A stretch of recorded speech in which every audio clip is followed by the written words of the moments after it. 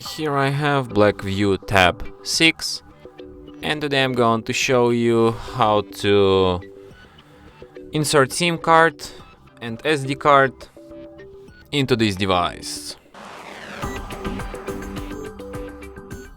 So to do this, you will need this kind of tool, which will help you to eject the SIM card and SD card slot, which is located right here. So what you do, you put this tool inside the hole on the slot, slightly press it, and the slot pops out. So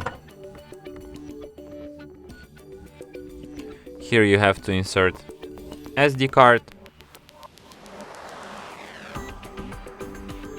and here you have to insert SIM card, and then put it back into your device like this. And as you can see, it immediately requires PIN code to my SIM card, which is the proof that SIM card is detected. And there's also notification indicating that SD card found, which is the proof that SD card is also detected. And that's it. Thanks for watching. If you find this tutorial useful, don't forget to hit that like button and subscribe to our channel.